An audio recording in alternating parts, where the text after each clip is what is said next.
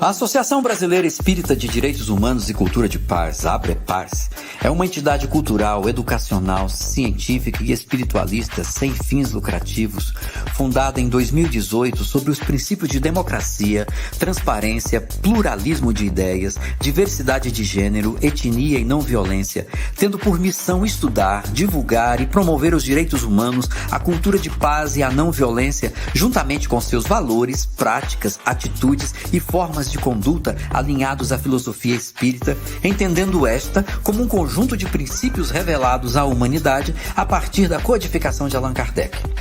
Nesse íntere, propõe a ABREPAS promover campanhas de divulgação e conscientização de ações que visem a inclusão, a diversidade, a interlocução com os movimentos sociais e espiritualistas, a representatividade, a equidade e a dignidade da pessoa humana, tanto dentro do movimento espírita quanto na sociedade em geral, compartilhando e publicizando o que há de correlato com seus princípios em torno da produção científica, artística e cultural da humanidade.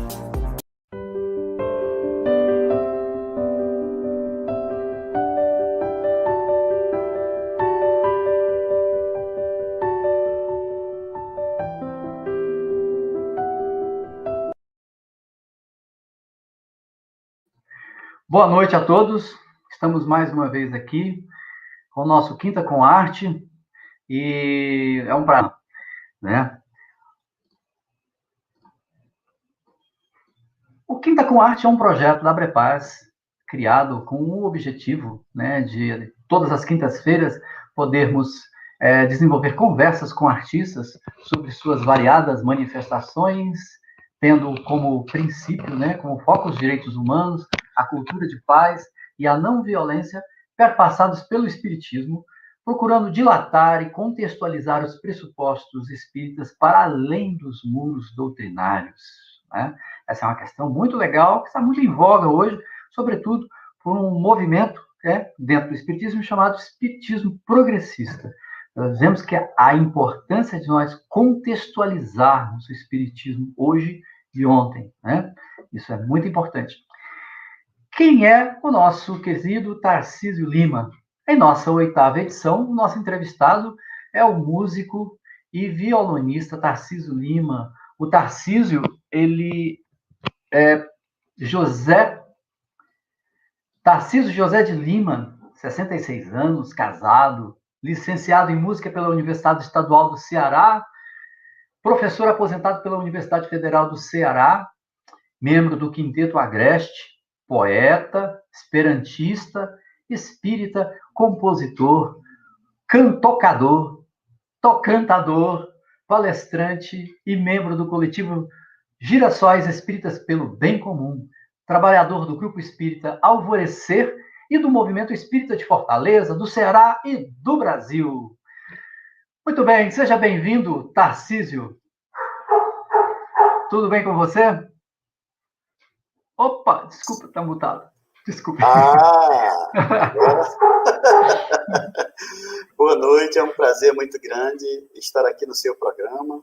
É um franco prazer, Franco. Prazer é todo meu, prazer é todo meu. Antes de você falar, de eu dizer qualquer coisa com você, Tarcísio, eu vou passar um pouquinho de você, tá bom? Para as pessoas verem. Pode ser? Pode então, vamos lá. Você, Tarcísio, sempre compartilhar o áudio.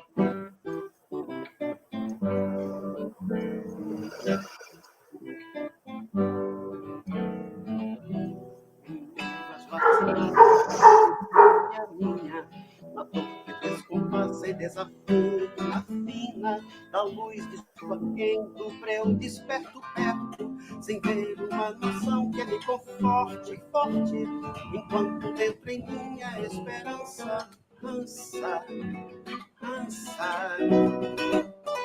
Mas dentro da alma escuto um canto assim, sim, as dores bem sofridas galardão, dão conquistar sem ti, porque és capaz, paz, nos vemos bem e tu verás também, bem, o de sabor apenas te regula, então os teus prazeres que se excedem, e as fraquezas que te despreparam, voarão.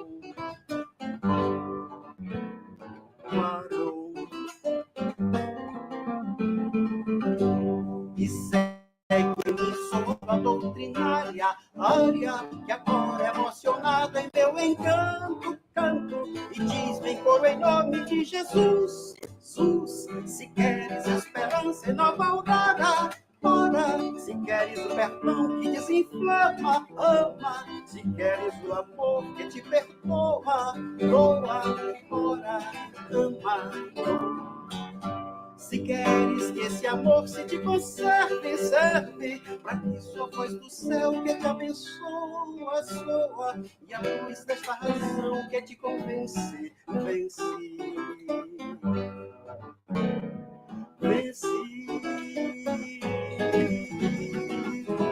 Amigos celestiais se compadecem, descem em prova de bondade, sempre terna, insuflam arte sua no concerto certo, inspiração de luz que nos comparte a arte, sintamos e vivamos a doutrina trina, da qual é bom que cada profidente tente mostrar em seu viver que essa verdade pode triunfar no tempo vão e não contritos ritos.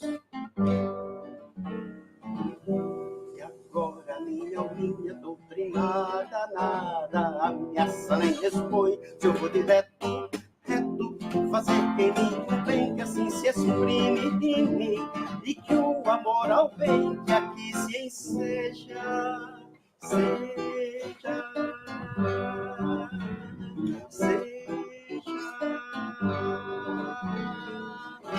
Se queres esperança e nova aurora, ora, se queres o perdão que desinflama, ama, se queres o amor que te perdoa, doa, ora, ama, doa. Se queres que esse amor se te conserve, serve.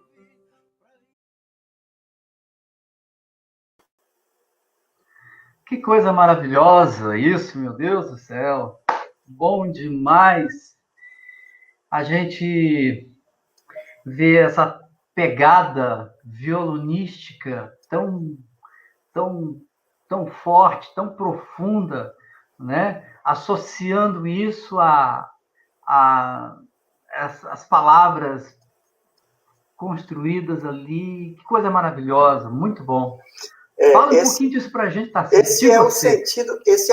Quem é o Tarcísio Lima? Esse aí, rapaz, essa junção desses toques do que é tocado com o que é cantado, essa fusão sem confusão, é o que motiva a junção das palavras cantocar e tocantar, que é uma palavra extremamente feliz, porque cantar começa com e a segunda sílaba. E tocar, a primeira é e a última é pronto. Tanto faz, em qualquer das ordens, você pode usar a mesma junção. Tocantar ou cantocar, e dá a ideia que é justamente essa de que você foi extremamente feliz em captar, que me mostra que a minha intenção foi exitosa, para dizer que ali há uma junção intencional do que é tocado e do que é cantado. Ah, legal, muito bom. Ô, Tarcísio, a tua formação é em música, em licenciatura, né? Você foi professor da Universidade Federal do Ceará. Foi música também, professor de música? Como aquele caso do ator, eu também não fui professor, embora pareça, mas eu na Universidade Federal do Ceará, eu sempre fui músico, entrei na condição de compositor, compus uma ópera, a ópera Moacir das Sete Mortes, ou A Vida Desinfeliz de um Cabra da Peste, com o libreto de Oswald Barroso, e músico era a minha função. E eu, em muitos momentos, dava aulas, porque quando estava vaga a disciplina, não tinha o determinado professor naquele momento, eu assumia uma cadeira de harmonia, uma cadeira de contraponto, uma coisa assim, mas assim, eu não era docente propriamente dito. Né? Certo. Aqui, que período foi mais ou menos isso? Quando? Foi de 85, dezembro de 85, até 2015, quando eu me aposentei. Nossa. E como que foi essa experiência? E como foi essa experiência para você? Onde ela reverberou? A experiência de acadêmica. compor, bom, foi a minha vida toda, a minha vida profissional foi diante do fazer musical propriamente dito, e como segunda atividade, a sala de aula, né, o contato com os estudantes, com as pessoas que gostavam muito do meu trabalho como artista, e acredito que como professor também eu era apreciado por muitas das minhas turmas, dos companheiros com os quais eu trabalhava, porque ao final, em muitos momentos, ao final das aulas, eu era aplaudido como se tivesse acabado uma apresentação. Então, isso, acredito eu que o aplauso traduz uma satisfação e uma admiração dos presentes em relação ao trabalho que havia sido realizado lá. Você já começou mesmo quando você começou a dar aula, você já tinha uma formação em violão também, ou como é que foi? Não, você adquiriu por isso? sinal, a minha formação em violão é a formação como diz a história, a formação do meio do mundo. Eu nunca fiz curso de violão. Sim, autodidatismo. Quando eu entrei na faculdade de música, na UES, Universidade Estadual do Ceará, eu já tocava violão. Eu já tocava violão desde menino, desde os 13, 14 anos. Comecei sozinho mesmo, na marra. É aquela história da reencarnação. Você já traz e você pega, se familiariza com uma rapidez praticamente imediata. Eu sou sobrinho neto de um camarada poeta que aprendeu a ler e escrever no meio das brenhas do sertão. Ninguém sabe como esse meu tio aprendeu a ler e escrever e ainda publicou 2 livros de poesias. Sim. Que possivelmente não eram deles. Pois é, exatamente. A gente sabe dessa experiência, né? A gente conhece, nós sabemos bem que elas vêm. Eu digo de um bom sentido, não eram deles, assim, claro que era deles. Sim, não, eu entendi. Possivelmente ele os recebeu. Recebeu. E eu ia te perguntar. Eu sou sobrinho desse cara, Luiz Gonzaga Lima, e sou neto do Francisco de Sales Lima, que era um camarada que fazia e tocava todo o instrumento de corda, violão, bandolim, cavaquinho, rabeca, banjo, o que fosse, ele fazia. Não era um virtuoso, não tocava tão eximiamente, mas ele tocava, já que ele fazia, manuseava para saber se estava bem. Então, para você ter ideia. E muitos anos depois, eu nasci meio que trazendo assim uma bagagem, um pouco da bagagem de um pouco da bagagem do outro. E quando eu era menino, eu me lembro que eu fazia guitarras de caixa de doce. Sim. E aí ninguém conseguia tocar nada, mas só tinha uma corda. E eu conseguia. Não, mas é porque é assim, pegava e fazia. E as pessoas uma coisa muito rudimentar, mas na minha inteligência infantil, isso rolava, dava certo, eu mostrava às pessoas e dava certo as músicas, mas é claro que isso apenas demonstrava que eu tinha algo, levava jeito com essa questão da música, e quando eu tinha 14 anos, a minha irmã Rutinha fez uma pressão muito grande na minha mãe, e ela comprou um violão para mim. Pronto, aí isso foi em 68, 1968. E aí, a partir daí, a coisa deslanchou de uma forma bem... Que maravilha. Eu comecei, logicamente, eu sou um pouco mais velho do que você, tá certo? Eu pensei assim, eu comecei aos 15 anos, entendeu? Também. Eu também tenho uma formação autodidata em violão. Pois e então... nunca tive a oportunidade de fazer... Nunca tive a oportunidade mesmo. Primeiro porque eu não tinha dinheiro na época, quando eu tinha os cursos, e hoje em dia, que os cursos estão aí com facilidade grandiosa para a gente fazer, a gente falta um pouco de tempo, né, para estudar. Mas hoje, eu considero que dos últimos 15 anos para cá, eu tenho estudado muito mais o instrumento do que toda a minha vida, mas a minha formação também foi por aí. Eu ia te perguntar uma coisa, que era exatamente quanto tempo a arte está soando em você, né? Você teve uma banda, né? Que já tem uns 40 anos. Me conta um pouco sobre isso. Que negócio é esse de banda? É uma banda de rock? O que é? Não, nós tocamos música nordestina. Sim. Que não é forró. A música nordestina não começa e acaba no forró. Não, ela existe muito mais coisas. Sim. E aí, claro, eu estou falando isso e sem desmerecer o forró, que eu particularmente admiro muito. Não claro. Um forró alinhavado, mas o forró como música é uma das grandes expressões da música nordestina, inegavelmente. E nós temos grandes artistas que a eles se dedicaram e fizeram realmente um trabalho magnífico, e disso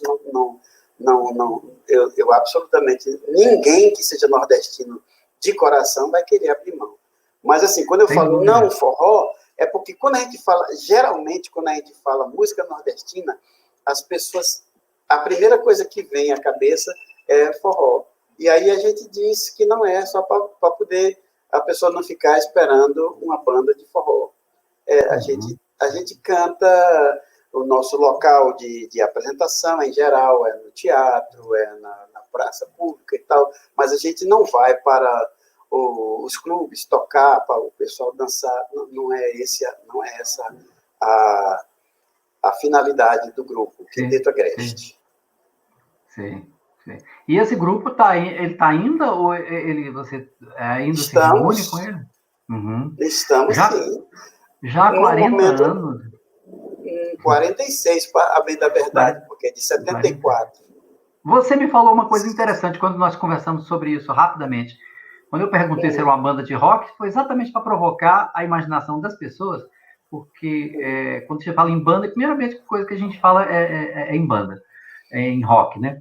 Você tinha me falado uma coisa anteriormente, que era de que você praticamente paquerou a mãe dos seus colegas de banda. Como é que negócio é esse? Que fala isso aí.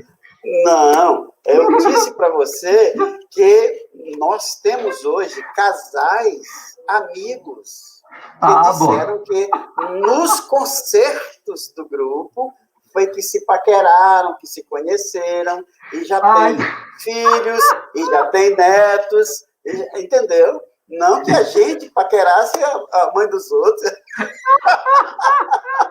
Não passava por aí. Imagina o que sua esposa... Olha, eu lhe disse alhos e você entendeu bugalhos, hein, rapaz? É verdade. Nós conversamos e isso me chamou muita atenção, e eu fiquei achei tão interessante, que eu resolvi muito perguntar isso aqui, jogar você nessa brincadeira. Nessa fogueira. Perna por quê? Então, Ai, ai.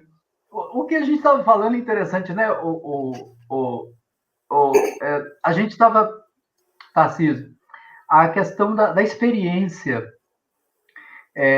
O que nós somos hoje é um extrato imediato e único. Não existe nenhuma outra coisa a mais, nem sobrando e nem passando. Nós somos um extrato imediato de tudo aquilo que nós já vivemos em todos os tempos, em todas as encarnações. tudo Porque aquilo se nós... que nós amealhamos para sermos isso que somos hoje. Isso agora.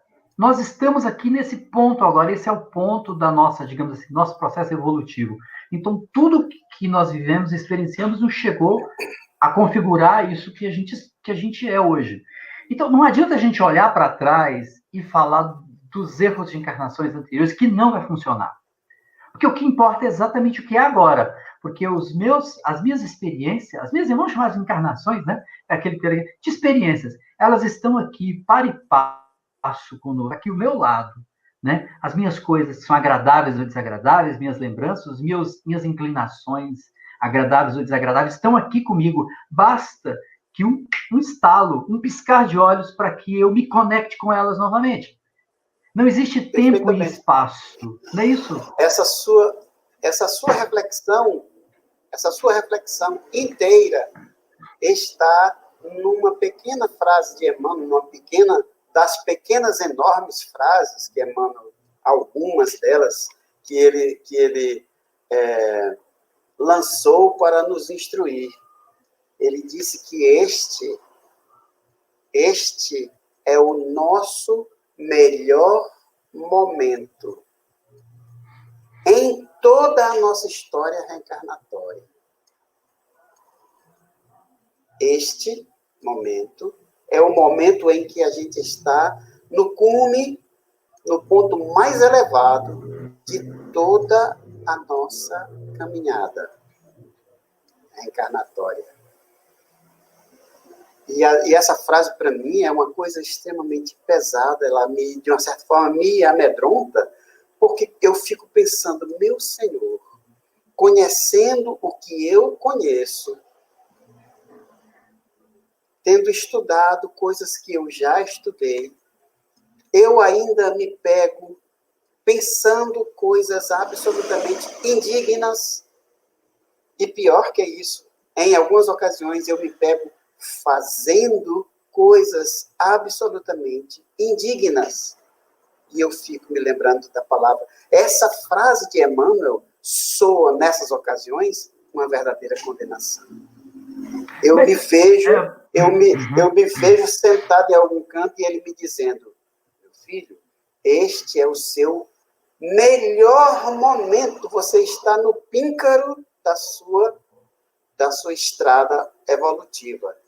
Aí eu olho, puxa vida, realmente, se eu me encontrando na parte mais elevada de toda a minha caminhada hoje, eu me vejo assim, imagina há algum tempo atrás, eu quero lá saber de minhas encarnações anteriores, rapaz, eu acho que eu vou ter medo de mim, se eu for atrás de saber, porque tem pessoas que têm uma certa curiosidade, isso é um prazer, querer saber só as boas coisas, se eu fui uma rainha, se eu fui um rei, se eu tive uma boa proeminência entre os homens, nas artes, nas ciências, não sei o quê.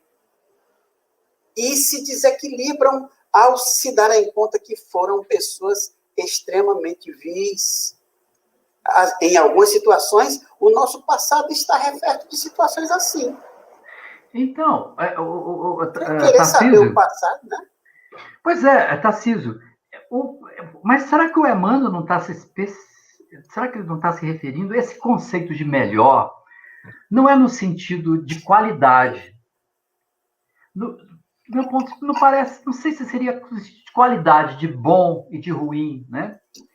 Mas no sentido de que o topo que nós alcançamos o desenvolvimento, nós alcançamos isso, no sentido de que, o que eu estou tentando dizer aqui, o que diferencia O que faz de mim ser uma coisa ou outra num dado instante são as minhas inclinações que eu trago. Então, eu posso mudar num piscar de olhos.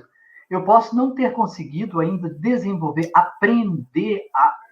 a habilidade da compaixão. Então, eu ainda tenho em mim aquele laço que me faz responder o outro com força quando ele me acusa ou quando ele me julga. Compreende?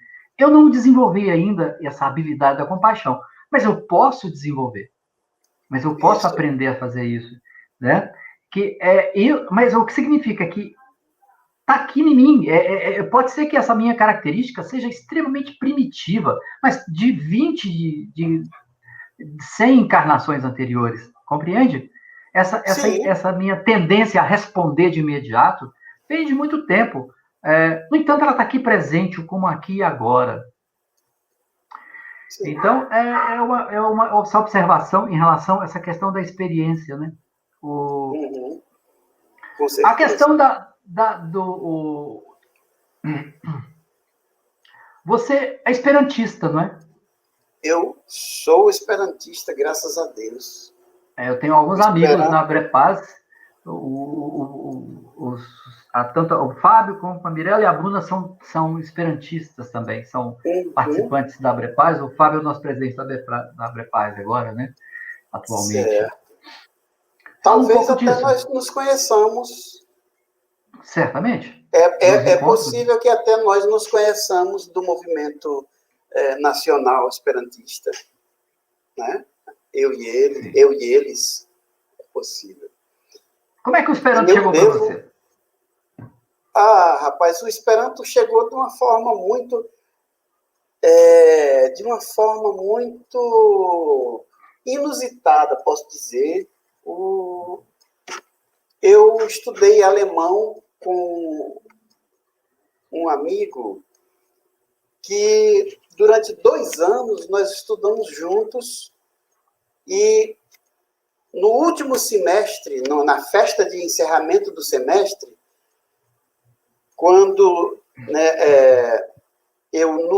a partir do semestre seguinte, eu não iria mais estudar o alemão, porque não ia mais ter tempo. Eu já sabia que o meu tempo, no semestre seguinte, não ia mais me possibilitar continuar o curso. Isso era o 4º semestre. E aí eu era muito apaixonado ainda sou muito apaixonado pelo alemão.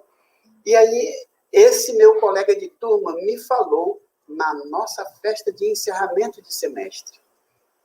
Ele me falou que era professor de Esperanto e tinha essa língua, e eu nunca tinha ouvido falar de Esperanto. Achei esquisito ele falar aquilo, e ele falou coisas muito interessantes a respeito da língua, disse que era língua internacional e tal, e disse-me que eu vou lhe dar um livro para você estudar o Esperanto. Aí ele já tinha me dito, nesse encontro, ele tinha me dito que ele também, no semestre seguinte, não estudaria mais o alemão ali, porque ele iria embora, ele iria para a Europa, como de fato ainda hoje mora lá. O meu querido amigo Wilson Brígido, se estiver ouvindo, minha gratidão a você, Wilson. Ele foi morar em Portugal e realmente só vem ao Brasil em raras ocasiões, de férias ou algo assim, porque tem familiares. Mas aí ele disse que me daria um livro. Eu digo, mas como você vai me dar um livro? Semestre que vem eu não venho mais estudar alemão, você também não vem, você vai embora para a Europa, como é que você vai me dar um livro? Vamos aguardar, vamos ver como é que vai ser, mas eu tenho um livro para lhe dar. E aí fomos embora, e isso era dezembro, finalzinho do semestre. Quando foi por volta de março, eu encontrei esse cidadão. Eu vinha passando na rua e ele vinha ao meu encontro. Aí nos cumprimentamos e ele pegou dos livros que vinha levando na mão, pegou um livro e me entregou. E aí disse, olha, está aqui. Eu digo, rapaz, que coincidência boa, você saiu hoje e trouxe o livro justamente no dia que a gente se encontrou. Não foi coincidência, não. Daquele dia em diante, eu saí com o livro todos os dias, porque poderia, eventualmente, eu não lhe prometi, não disse que ele dá. No dia que eu lhe encontrasse, lhe entregar esse livro. E aí, quando foi, eu fiquei assim surpreso. Quando foi por algum tempo, eu precisei fazer uma cirurgia e tive 20 dias de, segundo o médico, prescrição médica, repouso absoluto. Os 2 primeiros dias, eu fiquei feito louco, porque nunca parava, né? Nunca tinha condição de parar. Mas aí me lembrei, depois, no segundo dia, à noite, eu me lembrei do livro, que eu recebi e deixei lá, nem liguei. Mas como eu estava parado, tive de ficar parado, preso na cama, né, parado por repouso absoluto. Aí eu fui estudar o Esperanto, nos 18 dias seguintes. Esse foi o meu curso de Esperanto.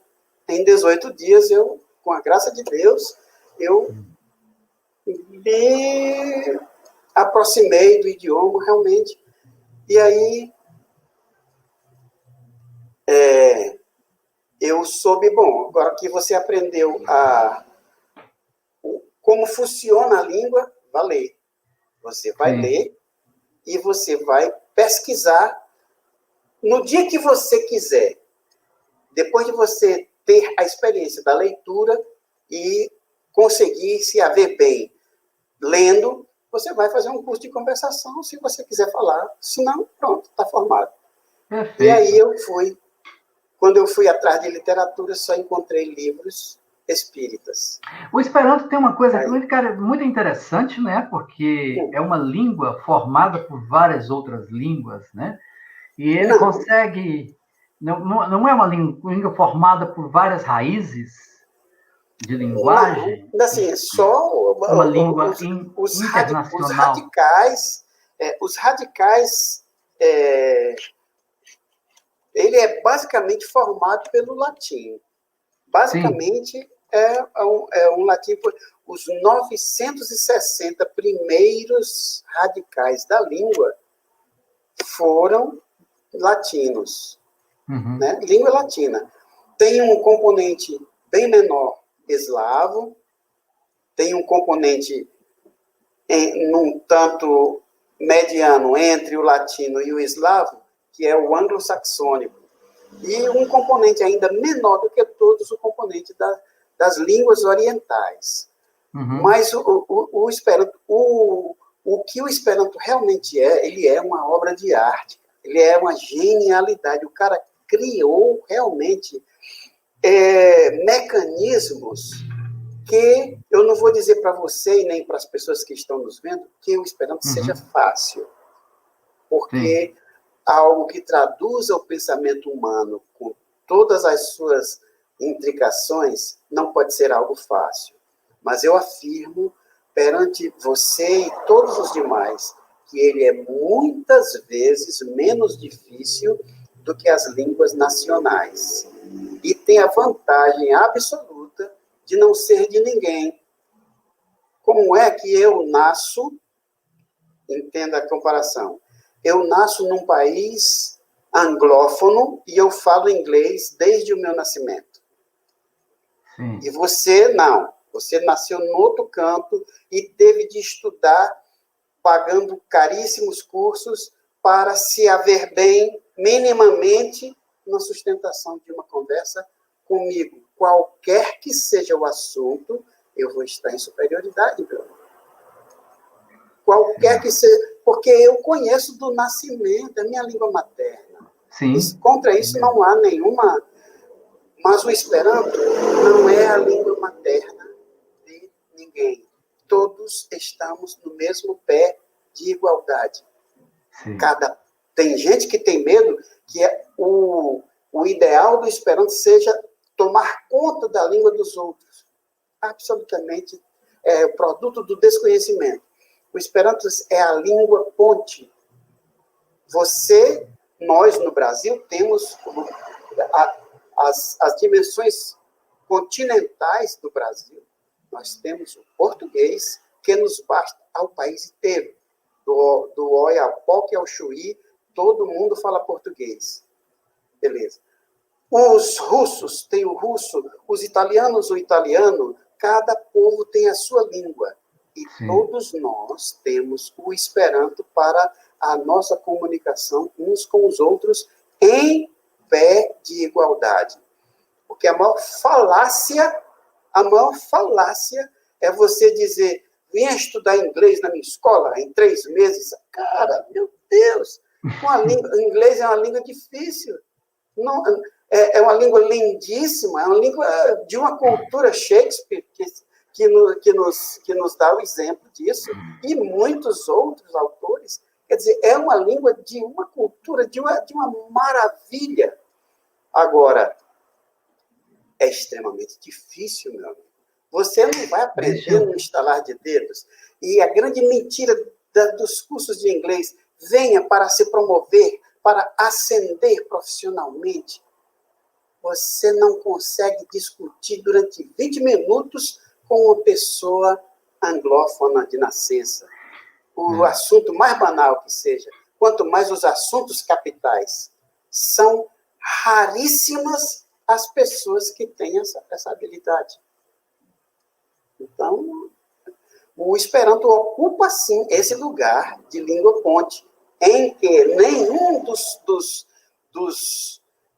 das pessoas naquela reunião está em uma posição privilegiada, a não ser pelo estudo. E o estudo é uma coisa que todas as pessoas podem se dedicar e ser brilhantes. Sim.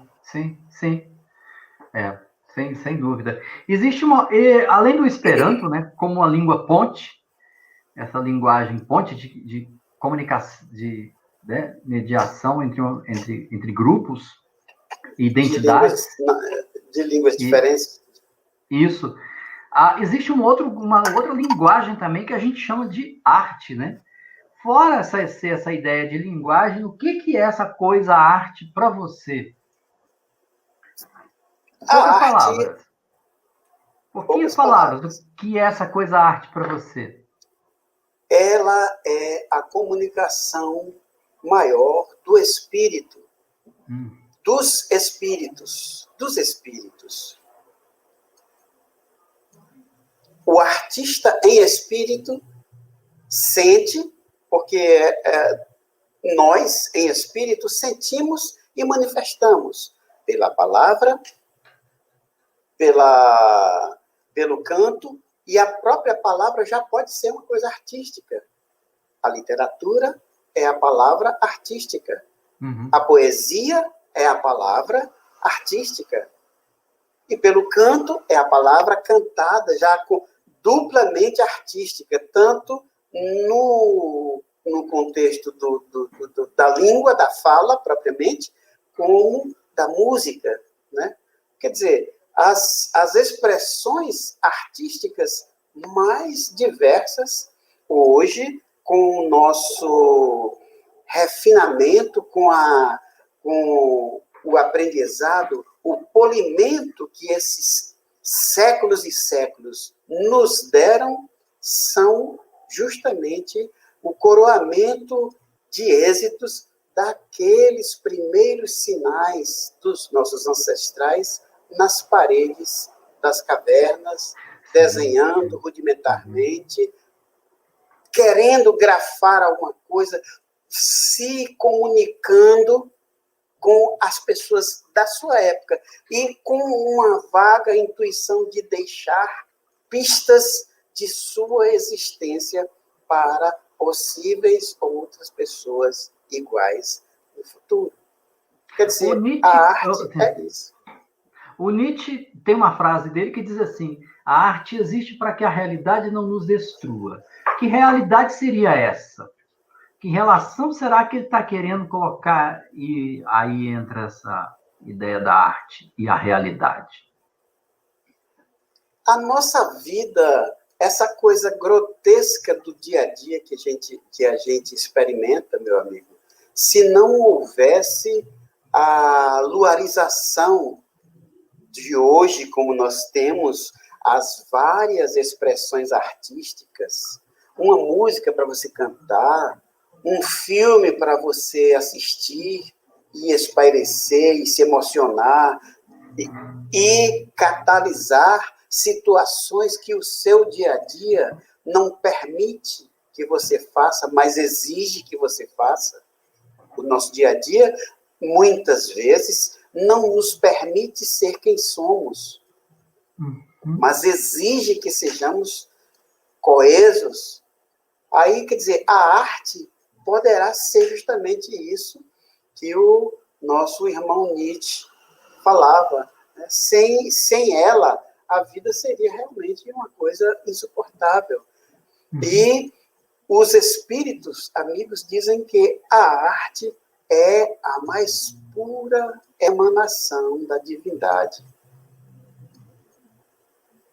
Para o ser humano, ela vem mesclada da sua própria natureza.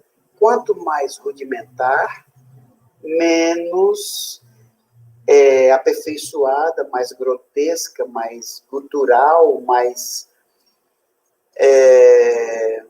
menos trabalhada, e com o aperfeiçoamento, com o crescimento de cada ser humano, de cada coletividade, de cada comunidade, as coisas vão se traduzindo num maior polimento da produção, inclusive da produção artística. É por isso que nós temos os estilos, as épocas, as regiões e as individualidades. Os estilos são causados justamente por isso. Cada pessoa compõe de um estilo diferente. As épocas, na época barroca, compunha-se assim, com essa tendência, dando certas inflexões ou certa vinculação na obra de arte, na pintura, na escultura, na música, na poesia, na literatura. Na época romântica, tal outras inflexões, tal outras expressões. Chamamos aqui atenção para este ponto e não mais para este, que ali era outra escola. Isso era uma coisa do passado, isso é setecentão, agora vamos investir nesta nova ideia. Nesse novo, que é o novo, como dizia o nosso irmão Belchior, o novo sempre vem. Não adianta o antigo querer prender as coisas e querer barrar a passagem para esse rio, porque o novo é um rio que derruba toda e qualquer barreira que estiver na frente dele. As transformações são inevitáveis, né? E as sucessões que advêm das transformações são inevitáveis. Eu sempre penso que essa coisa da arte está muito ligada, também, no meu ponto de vista, no modo de enxergar, muito ligada ao aspecto cultural e cognitivo, né? De modo que as expressões artísticas são sempre linguagens de comunicações entre os seres a partir da criação de códigos de valores culturais. Esses valores culturais são mediados por intenções, às vezes de dominação, às vezes de estilos, de modas, de costumes, de sistemas morais, etc., espirituais, religiosos, como se entender. Mas essas expressões, o que me chama muita atenção, Tarcísio, é essa magia que o elemento artístico provoca em todos nós, né? E por isso que eu estou te questionando, essa questão da música que me faz sentir coisas, que me faz reverbera dentro de mim, sabe?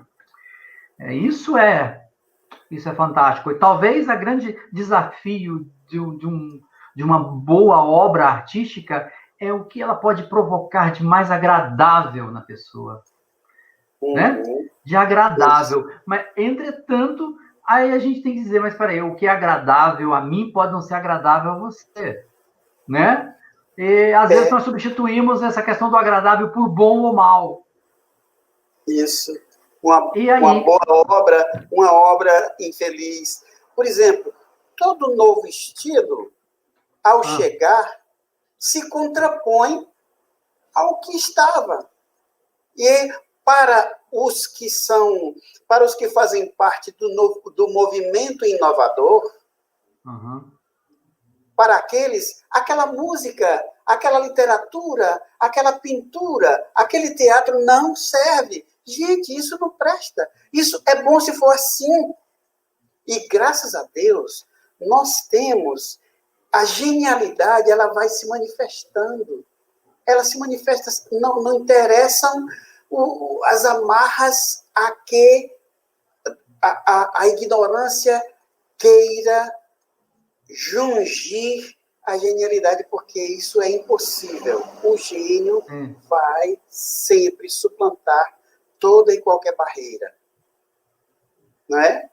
Você vê uma pessoa como Mozart, Haydn,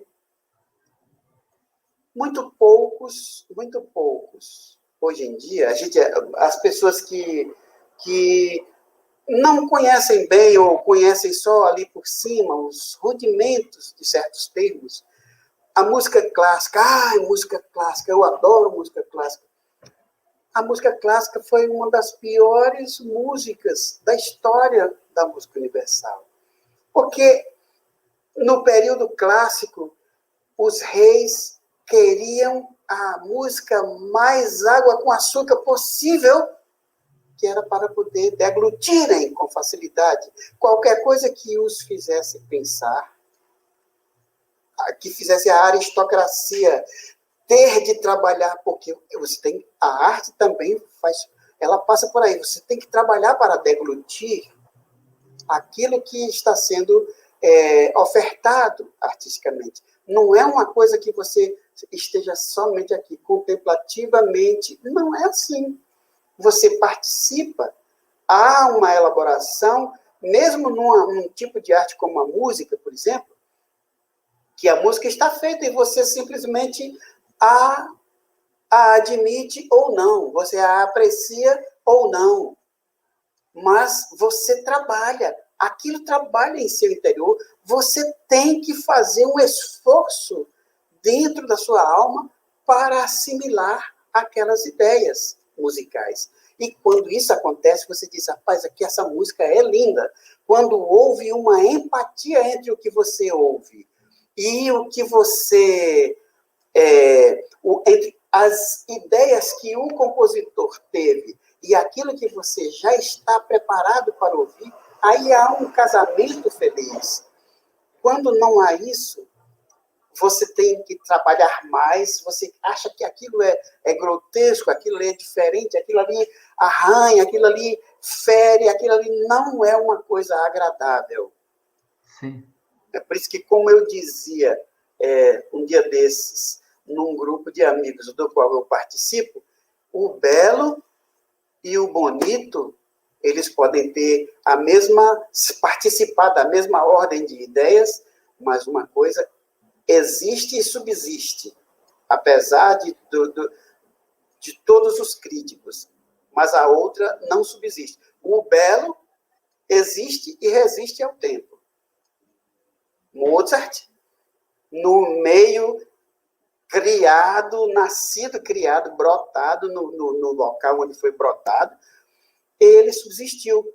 Eu tive um professor que dizia assim, você acha que no tempo de Mozart só tinha ele compondo?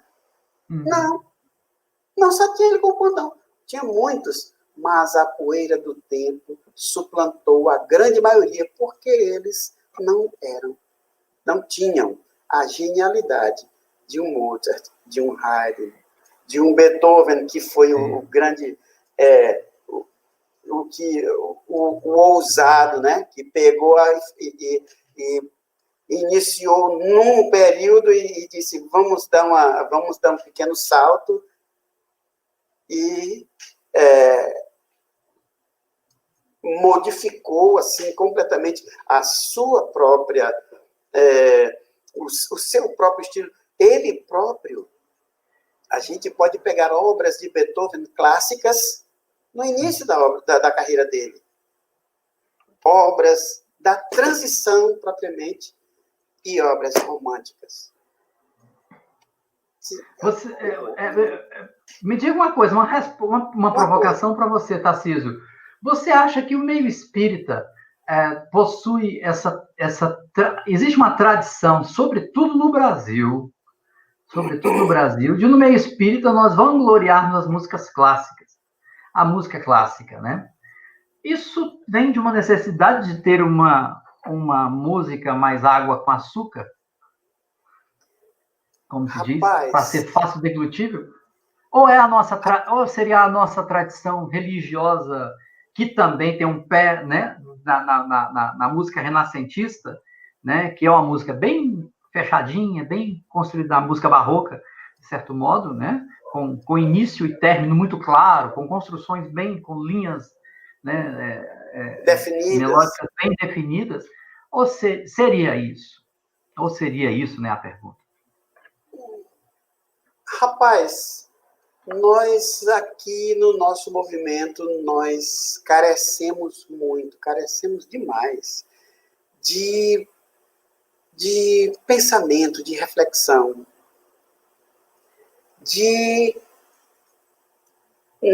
os estudos da própria doutrina, a eles nós nos negamos. Nós gostamos de ouvir o palestrante, mas a gente não gosta de estudar. Sim. E aí, isso é algo que é um problema, porque a essência do espiritismo, o estudo faz parte de algo estrutural da doutrina espírita. Não tem como. Aí as pessoas, sem estudar, querem muitas vezes pegar inovações lá dali e trazer e tal. Quer dizer, o fruto do estudo, se eu não sei, é muito mais fácil que eu pegue algo exógeno, algo que vem lá da acolá e que não tem nenhuma vinculação necessariamente, não era para ter, e eu vinculo na minha casa espírita. Isso o pessoal acha bonito, o pessoal toma gosto e, com o passar do tempo, aquilo está no meio da prática. Sim, sempre feito. Na nossa. Não, pode falar, desculpa, te interrompi. Na nossa arte, a gente faz a mesma coisa. Na nossa música, para começo de conversa, quando a gente fala arte espírita em geral, a gente, e eu friso bem, em geral, há exceções, mas na generalidade, quando a gente fala arte espírita, a gente está se referindo de modo exclusivo à música. Uhum. Em geral. A gente pouco está se lixando se existe um teatro espírita. A gente pouco está se lixando se existe uma literatura espírita. E quando eu falo literatura, uma pintura espírita. A literatura e a pintura são duas vertentes da arte que há uma manifestação maciça de obras mediúnicas. E eu quero fazer aqui uma parte. Considerar que nem toda obra artística, nem toda arte é espírita, nem toda obra mediúnica é espírita, e há obras espíritas, uma literatura espírita, um poema espírita, que não seja mediúnico. É possível alguém escrever um poema em sua sã consciência. Eu sei que isso é irrelevante, porque o próprio codificador já dizia que a autoria não tem muito significado, mas o que vale realmente é a ideia. Eu só fico querendo, de uma certa forma, não é combater, porque eu não gosto muito dessa expressão, mas eu quero contrapor, quero colocar aqui uma outra visão para o grande culto de um volume enorme para as obras mediúnicas. Gente, nem toda obra mediúnica é espírita. Sim. Existem pinturas que não precisam. As pinturas às quais se referiu Kardec não eram pinturas mediúnicas. A psicopictoriografia manifestou-se com tanta profusão depois de Kardec. Sim. Uhum. Ele falava de pinturas de pintores encarnados, pessoas pintando. E quando ele falava que as ideias espíritas iriam inspirar aos autores tais e tais coisas, aos autores encarnados também, porque somente os espíritos têm que trazer. Quando a gente fala... O que o Kardec ele te interrompeu num segundinho. O que o Kardec fala sobre essa influência é que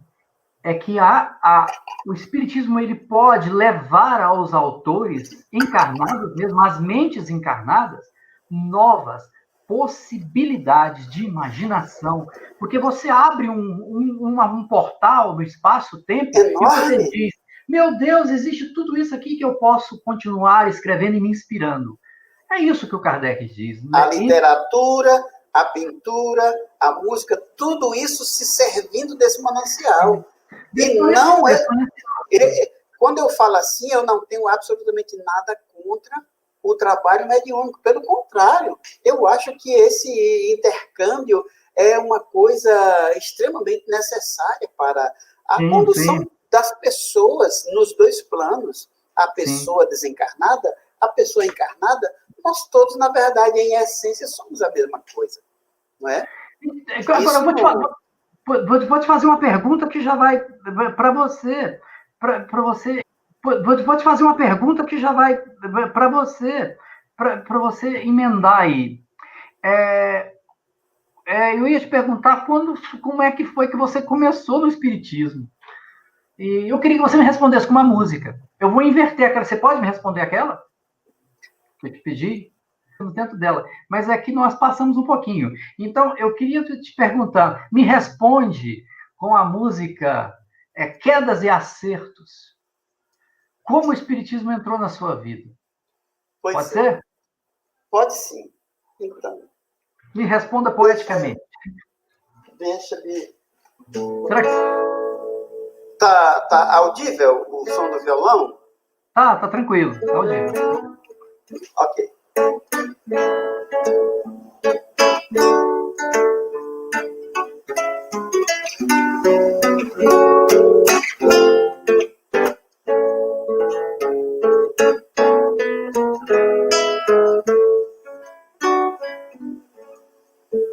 Assisti a primeira reunião no Centro Espírita. E ao sair alguém me perguntou se eu era espírita. Eu lembrei sermões e condenações, bruxaria e seita herética. E pensei aqui que disseram-me, sem perdão de Deus, para tais ateus, pois ali o mal reina por igual, e erguendo a mão disse que não. Pouco após comecei a estudar doutrina espírita, e outro alguém de outra vez quis saber, és tu espírita. Gente, eu nada vi do anticristo aqui, nem blasfêmia, nem culto satânico, respondendo então com forte emoção, a pensar no bem que do céu nos vem, e por ser feliz, de ser aprendiz de doutrina, assim eu disse sim. Mas o tempo passou e eu que amei o ensino espírita, compreendi que não posso afirmar que sou espírita. Se eu que vejo a luz, não aguento a cruz, e as lições do Cristo em minha vida são ainda inéditas.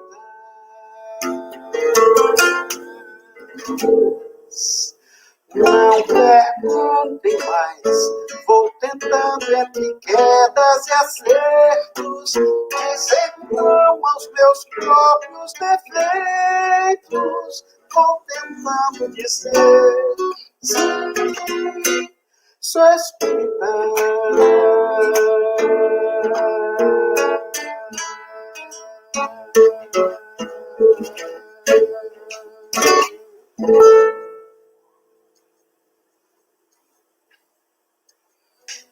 Muito bom. Essa é a sua resposta.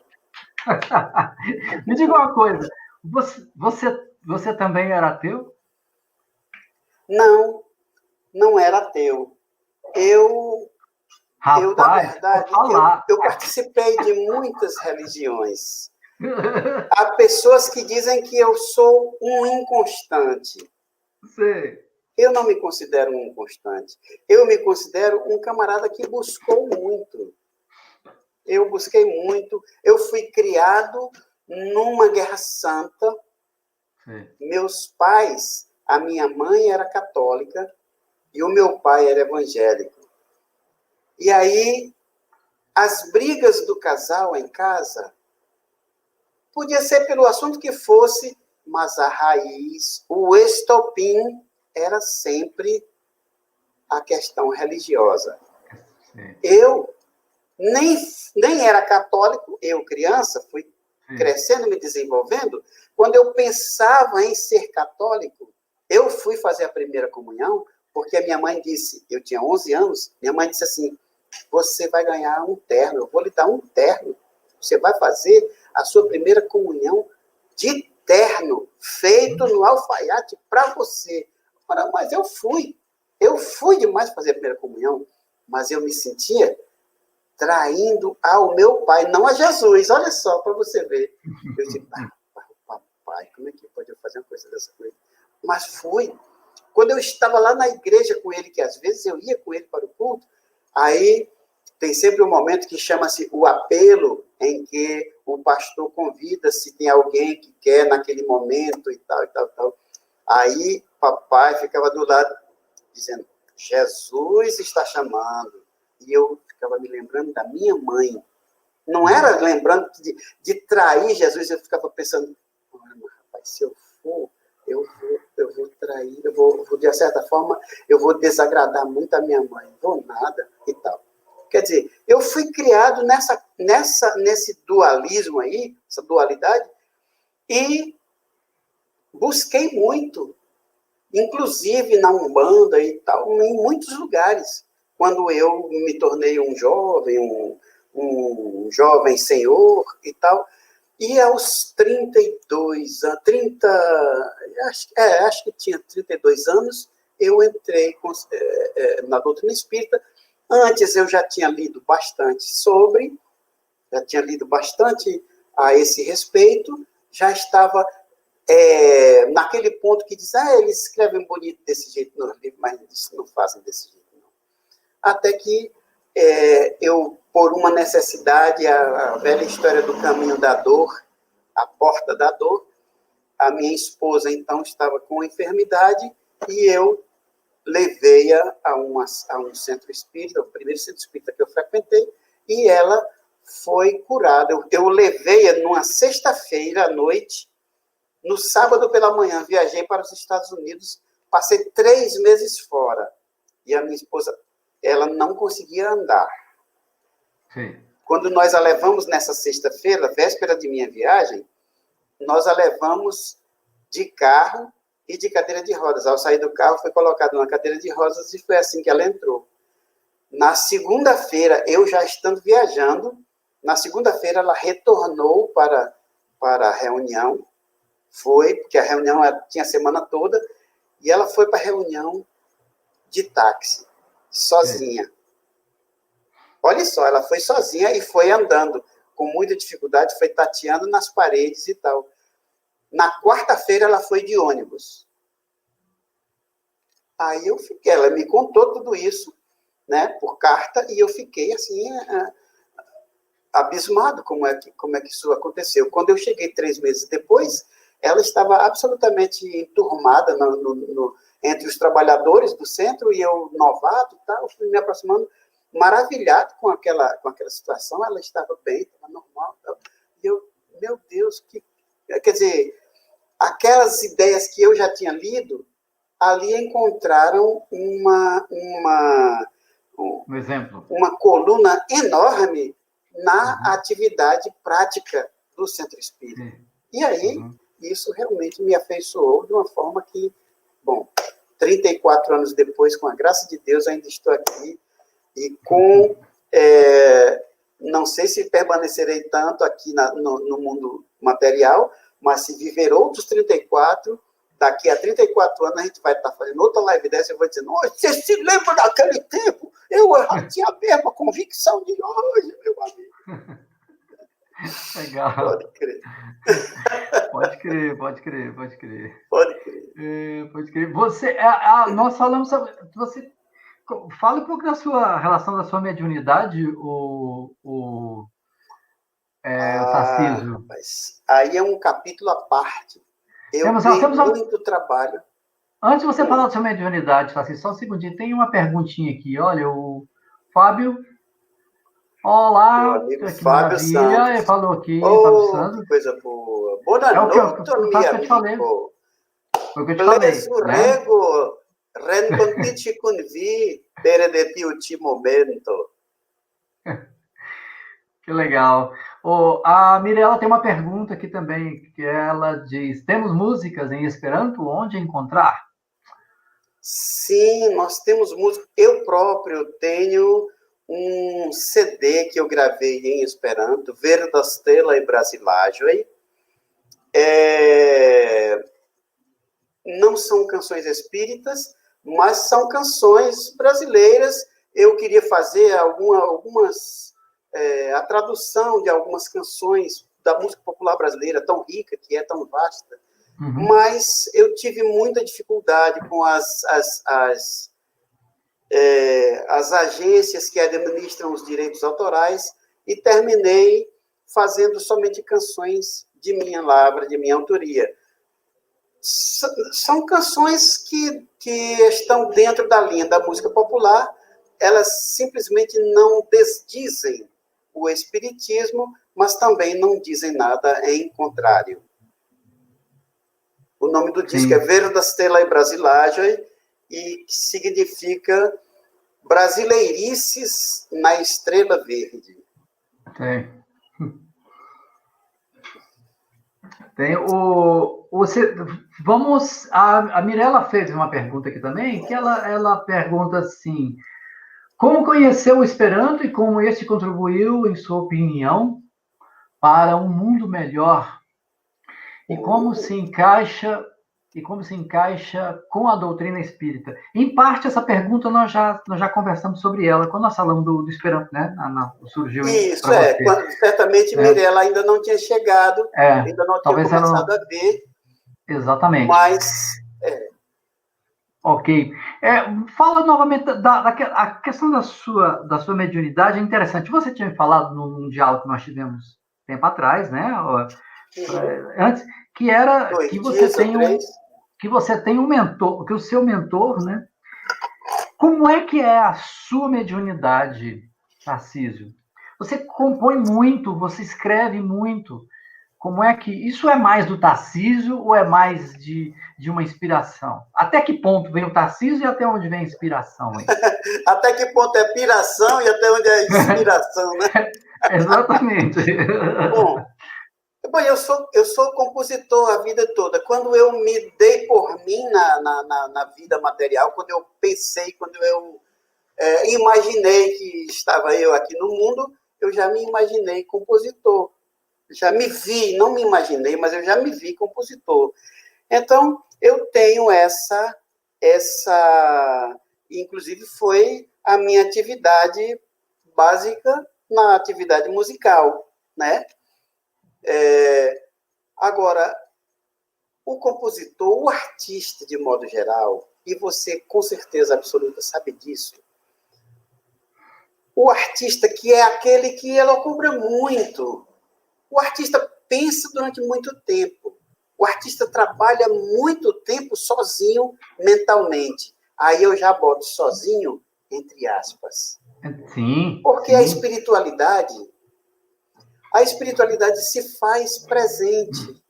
A espiritualidade se apresenta quando a pessoa pensa, quando você está produzindo de acordo com aquilo que você produz, os seus afins, aqueles espíritos familiarizados com aqueles seus fazeres, se aproximam. Se você é do mal, os malfazejos se aproximam para estar em conluio com você. Se você é do bem... Uma questão de sintonia. E isso a doutrina espírita nos ensina de modo magistral, sem... Acontece o seguinte. Essa é a pedra mestra do espiritismo, né, Tarcísio? Essa Exatamente. é a pedra. Esse é o pilar mestre do espiritismo. Como os espíritos influenciam na vida material, né? Como? Olha, eles influenciam mais do que o que você pensa. Por vezes são eles Pergunta que te comandam 459 do LE. 459. Então, assim, essa é a coluna mestra do espiritismo. Sem essa ideia do mundo espiritual estar influenciando, interagindo com o mundo material, com o mundo físico, acabou-se o espiritismo. Pois é. Não tem, né?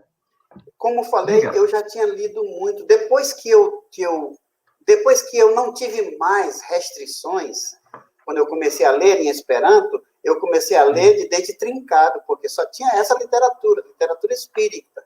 Aí eu comecei a ler achando ruim, porque só tem isso. Só tem isso para ler, então eu vou ler. Mas em nome do Esperanto, eu vou ler só para treinar. Todo cheio de razão, eu hoje vejo a simplicidade, eu vejo hoje em dia a paciência que os amigos espirituais tiveram comigo. E eu digo sempre com uma conotação, não que eu tivesse nada para contribuir para com a doutrina espírita, porque eu não tenho nada. A doutrina espírita não precisa de mim, Tarcísio, para nada. Mas, pelo contrário, eu preciso muitíssimo da doutrina espírita. E esses amigos espirituais tudo fizeram para me apresentar a esta doutrina, a este movimento tão saudável, tão sadio, tão são em todos os sentidos, por caridade para comigo, para dizer assim, rapaz, você está sendo um camarada endurecido, mas preste mais atenção, observe como isso é maior do que você pensa. E eu, aos poucos, me aproximei realmente. Como eu disse, eu tinha lido sobre o assunto, eu admitia perfeitamente a mediunidade, a comunicação mediúnica dos espíritos. Agora, no que se referencia a ser por meu intermédio, aí é outra coisa. Porque eu era o primeiro a pular bem ali. Eu pulava bem acolá. Não, absolutamente não está vendo. Eu, médium, mas estou dizendo mesmo, isso não pode nunca existir uma coisa dessa.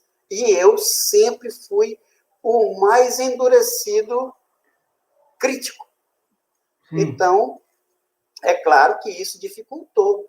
Mas eu tenho a impressão que alguns espíritos mais divertidos, eles devem ter dado boas risadas desses meus pruridos de sei nem de quê, apenas de teimosia mesmo. Sim. E com o passar do tempo, eu comecei a observar, por exemplo, eu fui participar de uma equipe de educação mediúnica. Sim. E aí, no meio da reunião, vinha aquele pensamento para dizer uma coisa bem absurda e tal. Aí porque a minha mediunidade, eu sou absolutamente consciente. Consciente, você é um médium se cair uma folha de papel do meu lado, se alguém se levantar da mesa, tudo eu acompanho ali, eu sei tudo que está acontecendo. De olhos fechados, mas eu conheço todos os movimentos da sala. Sim. Aquilo que eu te perguntei uma vez, eu falei assim, como é que é? Chega em você, é uma voz que te fala claramente, ou é algo que está Não. dentro de você É um pensamento. um pensamento que te inspira, que você não sabe dizer, mas você consegue diferenciar claramente que não é o seu. Que não é meu. Mais... Exatamente. Nesse momento aí eu não conseguia. É aí que está. Eu não me via assim, mas eu já estava em pleno período de educação mediúnica. Eu estava na educação mediúnica e eu vinha determinados pensamentos e eu dizia assim, mas não está vendo que eu não vou atrapalhar eu comigo, rebatendo o pensamento. Eu não vou atrapalhar a reunião com uma frase dessa, eu vou ficar calado. Aí, beleza, ficava calado, fechava o meu bico e no final, na avaliação, porque a avaliação é um dos melhores momentos, é o momento em que todo mundo cresce, porque se não houvesse a avaliação, você só cresceria com aquilo de que você participou pessoalmente. Na avaliação, todo mundo se serve, é o jantar que todo mundo leva um pequeno prato e todo mundo está satisfeito. Não é? Então, algum companheiro da mesa, às vezes, eu me lembro, eu sentava na quinazinha e uma companheira lá distante, no outro lado. Bom, tinha um espírito assim, assim, assim, do jeito que eu tinha pensado. Rapaz, eu me emociono quando eu me lembro disso. Isso também para os espíritos, como se diz, pode ter determinado, ter demonstrado que ali era uma pessoa que não ia se deixar enganar por qualquer coisa. Mas, num primeiro momento, eu digo que devo ter dado trabalho nesse sentido. Porque eu fui vendo a colega vidente, que eu não sou vidente, eu não vejo nem ouço nada, mas só sinto, né? E aí, ela, espírito assim, assim, assim, estava lá juntinho do tio Tarcísio para se comunicar e chegou eu até pensei que ia se manifestar, mas não foi possível e tal. Aí, depois, ele veio e se manifestou pelo fulano, e eu me lembro que na comunicação do fulano era mais ou menos aqueles pensamentos que eu tinha deixado de sentir. Ou seja, eu fui aos poucos. Como é que ela sabia? Então, ela não sabia. Realmente tinha essa entidade perto de mim e eu é que não percebi. E as ideias não eram minhas. O absurdo que eu estava achando, eu não iria atrapalhar a reunião, era para isso, e a entidade certamente seria orientada e pronto. A finalidade teria sido alcançada de auxiliar um irmão e eu ter um pouco mais limada, né, essa minha habilidade, que para mim era uma coisa extremamente nova. E com o tempo, eu, graças a Deus, claro, consegui dominar. Hoje eu não separo 100%, eu acho que ninguém é capaz disso, mas eu sei, eu tenho um bom discernimento de quando os pensamentos são meus próprios e de quando eles têm a participação de outras inteligências. Sim, sem dúvida. Nós tínhamos comentado, você já sentiu aquela situação de você estar tocando uma música, está tocando, e de repente você sabe que você só está quase que repetindo algo que já está acontecendo em uma outra esfera? Eu tenho claramente, sempre tem muito isso. Eu faço parte de um grupo, né, que é o Ceareiros do Cristo, e nós tocamos juntos, somos 6 violões, são 5 violões, tocamos juntos. Rapaz, deve ser bonito. Sim, é muito legal. Eu vou estar trazendo eles aqui numa conversa, mais no final do ano. E aí, o que acontece? Eles tem hora, Tarcísio, que é muito claro. Tem um outro conjunto próximo. A gente sente claramente que tem, como se eu estivesse vindo, como se alguém estivesse me dizendo, isso, agora vai para cá, agora para cá, concentra. Isso, não. É mais ou menos nesse sentido, sabe? É maravilhoso. É verdade. É fantástico, é fantástico. É muito bom. Eu participei já de alguns momentos de extrema dificuldade ali, material, a desordem, a desorganização do ambiente físico, onde à noite haveria uma apresentação espírita e tal, teatro absolutamente em desalinho, e muita poeira e muita coisa. E no ambiente espiritual, a situação muito assemelhada, muitas entidades endurecidas que não queriam que aquele evento se realizasse, estavam absolutamente endurecidas, contrárias à realização desse evento e tal. E isso dificultando pessoas que eram médiums e que estavam em processo, ainda antes do processo de educação mediúnica, dando passividade extemporaneamente e tal, precisando que outros companheiros largassem os seus afazeres para ir aplicar passes e tal. Então, nós pegamos nossos violões e começamos a cantar para, vamos dizer assim, minorar essas influências e fazer fluir uma energia mais salutar em torno do grupo. Isso nós quebrar pela... Isso, ela funciona como uma forma de quebrar a mentalidade naquele momento. Isso, e trazer uma outra inflexão. Sim. E aí começamos e tal, cantamos muitas músicas e tal, e o grupo realmente se reharmonizou. E eu, que não tenho vidência, você sabe que a vidência e a audiência, em um dado momento ou outro, ela pode, vamos dizer assim, afluir só para aquele flash, só para demonstrar determinada coisa, e não que agora você vai ver tudo do plano espiritual. Não. Pois aconteceu comigo mais ou menos assim. E eu percebi no nosso entorno um grupo muito grande de roupas brancas, muito jovens, todos, muito sorridentes. O que mais chamava a minha atenção na época era a juventude e jovialidade, porque nem todo jovem é jovial. Às vezes eu, na minha idade, de 66, eu sou mais jovial do que certos jovens que eu conheço, de 18, 20. Então, eles muito alegres, muito joviais, cantando no nosso entorno. Se éramos um grupo grande, eles eram um grupo maior, porque eles estavam no nosso entorno. E, como numa ciranda, cantando e dançando no nosso... E a musiquinha que eu ia ouvindo, eu disse, Senhor Jesus, como pode? Mas eu tentei reproduzir, e ali eu digo, não, isso aqui é o máximo que eu posso, mas era muito mais bonito. Mas aí, como eu consegui traduzir, foi só até aquele ponto, mostrei para os meninos.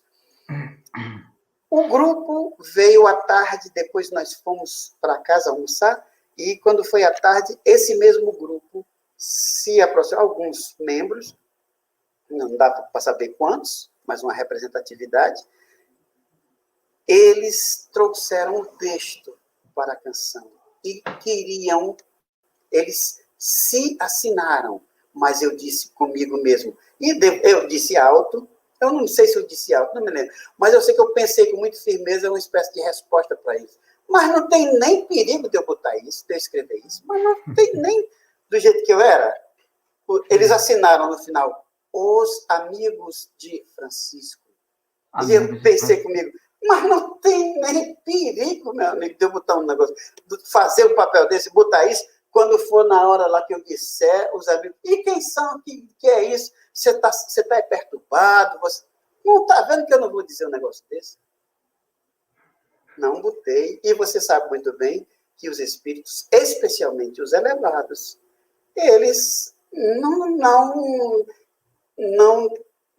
levam uma questão dessa a mal, devem ter rido, acredito eu, que joviais como eram, devem ter pelo mesmo motivo eu dei, para eles darem gostosas risadas a esse respeito, e acabou-se a questão. À noite, eu mostrei para os meninos, e já apresentei no evento que, de fato, aconteceu. Eu mostrei a canção. Eu cantei a canção, olhando no texto e tal, ali, e cantei numa van premiere. Isso aconteceu numa cidade no interior, aqui no Ceará, que é Viçosa do Ceará. Era no Centro Espírita Francisco de Assis. E ali era a primeira semana espírita de Viçosa do Ceará. Foi uma coisa cheia de dificuldades para acontecer, mas, graças a Deus, aconteceu e foi realmente um sucesso. Muitos anos depois, eu muito mais traquejado, caminhado, eu vim sendo constantemente acompanhado por este mesmo grupo. Ainda hoje sou.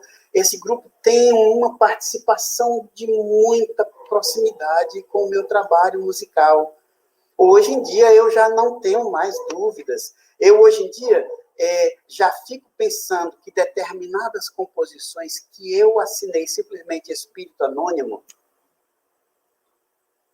muito bem podem ter sido, porque eu olho estilisticamente é a mesma, porque as músicas deles têm essa coisa dessa jovialidade, dessa leveza, essa coisa de dança. Quando entendeu? Você toca, dá para ver isso, né? Você tem músicas que são mais eruditas, né? Assim, não é que elas são violonisticamente mais dedilhadas, né? São sincopadas, né? Tem uma construção diferente. Outras você já tem uma batida que é um pouco mais uma batida que é um pouco mais, que é bem mais alegre, bem mais, né, cantarolada, né? Se é que a gente pode dizer.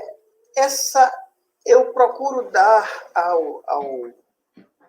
isso é uma coisa minha, porque como essa é uma habilidade que eu sempre tive, desde os 14, como eu lhe falei, Sim. Eu depois, quando na minha idade de me entender, quando eu adentrei ao movimento espírita, eu quis, de todo o meu coração, dedicar a essa causa, dedicar a Jesus, dedicar aos amigos espirituais, que tão bondosos sempre tiveram sido comigo, sempre foram, né? Sempre têm sido comigo,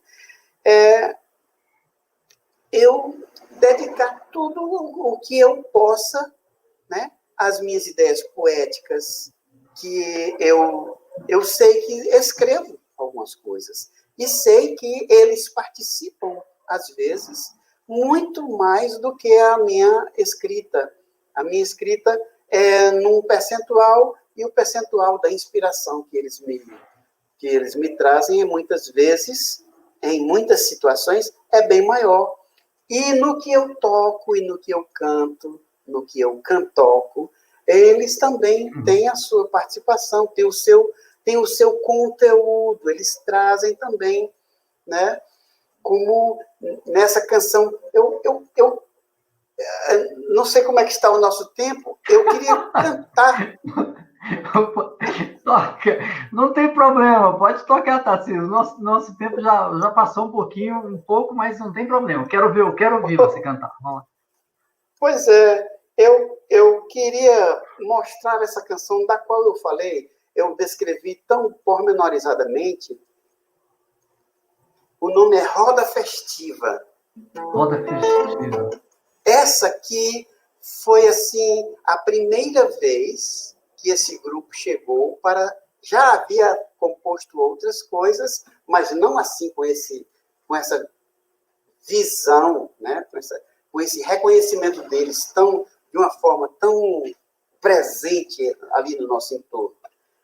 E aquela musiquinha que eu posso considerar que eu ouvi e saí no violão atrás, cutucando para ver se não era assim, era mais bonita. Mas ficou até interessante mesmo não sendo aquilo que...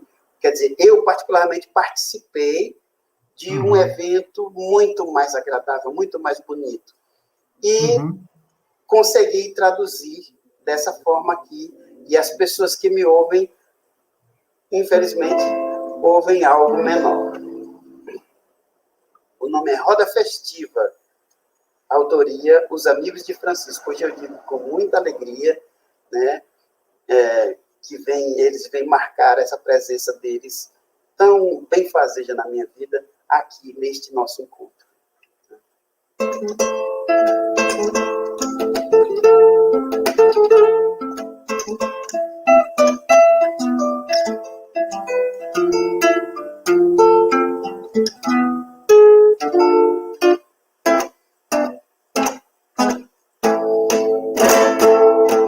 Sou decadência do canto, sob o galope das cordas, vamos baixando e vencendo as influências das hordas que se acercaram de nós. Nossa voz deixa ser nossos sonhos, pra nos prender em seus nós. Suas vozes de avisos e sonhos, mas pela paz, pelo bem, pelo amor, pela fé, sobre nós vem a cruz do Senhor. Em nossa roda festiva, nós revivemos os primitivos amigos que hoje nos guiam do espaço. Quanto mais forte a canção, coração e razão das unidos, mesmo apesar dos irmãos, das mãos não são males feridos, pois pela paz, pelo bem, pelo amor, pela fé, sobre nós vem a cruz do Senhor. Ó juventude do mundo, vem como é grande o momento que atravessamos cantando no seio do movimento. Desce do céu pelas mãos de irmãos sobre vós, muita luz, raios de amor como feixes e anéis pelo brilho da cruz de Jesus.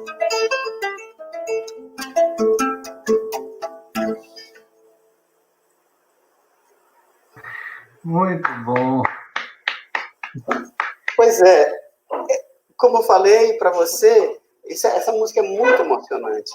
E a música da qual eu participei, ou seja, a música que me foi apresentada é muito mais suave, muito mais bonita, mas eu consegui captar só assim. Mas ainda assim, eu acho que ela é bonita, ela tem um jeito assim muito...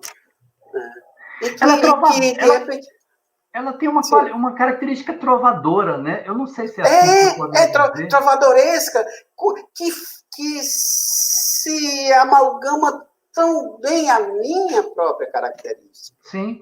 Entendeu? Me lembra muito sim, me lembra muito a poética do Elomar, né?